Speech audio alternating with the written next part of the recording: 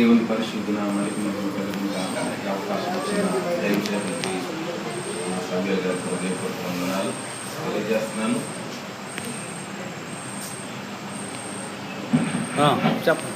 చాలా చక్కని విషయాలు మరి చెప్తున్నప్పుడు మా అందరికి సంతోషం, నిజమే చాలా సంతోషం కలుగుతుంది.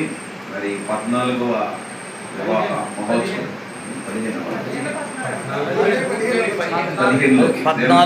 15 సంవత్సరాలు విజయవంతంగా పూర్తి చేసుకుని 15వ సంవత్సరంలో అడుగుపెట్టారు.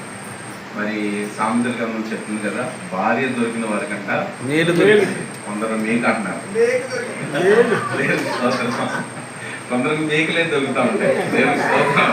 హల్లెలూయా. చెప్పారు, పట్టు చిమ్ముకుంటే కాలు మీద పడుతుందని, పట్టు చిమ్ముకుంటే కాలు మీద పడుతుందని. కాబట్టి చాలామంది అందరి ముందు మంచిగా పొడలు కొట్టి గంభీరంగా వాకింగ్ చెప్తారు, కానీ అలాగే వారి భార్యలు ఉన్నప్పుడు చాలా జాగ్రత్తగా చెప్పాలి. ప్రేమిద్దాం బిడ్డరా. మరి భార్యలు ఉన్నప్పుడు లేకపోతే చాలా మంది భయపడుతూ ఉంటారు పాస్టర్ గారు. దేవునికి స్తోత్రం. హల్లెలూయా. ఎందుకంటే వాళ్ళ హిస్టరీ అంతా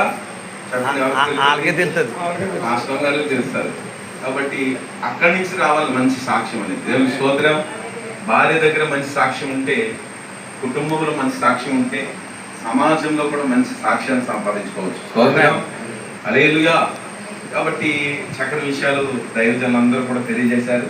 4 విషయాలు ఏంటంటే, వాక్ టుగెదర్ అంటే కలిసి నడవాలి. దైవజనులు మరి దేవరాజయ్య గారు విజయవాడ పరిచయం చేస్తారు. ఆయన చెప్పిన 4 విషయాలు ఏంటంటే, వాక్ టుగెదర్ అంటే కలిసి నడవాలి, కలిసి నడవాలి.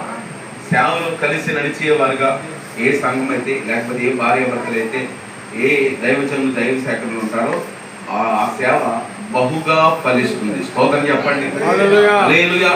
Walk together. రెండోది వర్క్ టుగెదర్, కలిసి పని చేయాలి, కలిసి పని చేయాలి. అకుల్లా ప్రిస్కిల్లాలు మనకి చాలా సాదృశ్యంగా ఉంటారు. వాళ్ళిద్దరూ కూడా కలిసి దేవుడి పరిచయంలో ముందుకు కొనసాగారు. కొంతమంది ఉంటారు, ప్రియమైన బిడ్డారా, మాస్టర్ గారేమో టైం అయిపోతుంది అంటే మాస్టర్ గారు కొంతమంది ఇంకా చీర కట్టుకోవడం, రెడీ అవ్వడం చూస్తూ ఉంటాం. కానీ వారిని కూడా సిద్ధం చేసి ముందుకు వెళ్ళడం ద్వారా దీవించబడతాయి సేవలు. స్తోత్రం కలుగునుగా. నాకు తెలిసి చాలామంది సేవలు బహుబలంగా, మరి అబ్రహాం గారు నాన్నగారు, కృపాపాల్ గారు బహుబలంగా పరిచయం చేస్తున్నారంటే, అబ్రహాం గారు మీ అన్నయ్య గారు వారు కూడా బహుబలంగా పరిచయం చేస్తున్నారంటే, అలాగే ఇక్కడ ఉన్న దైవ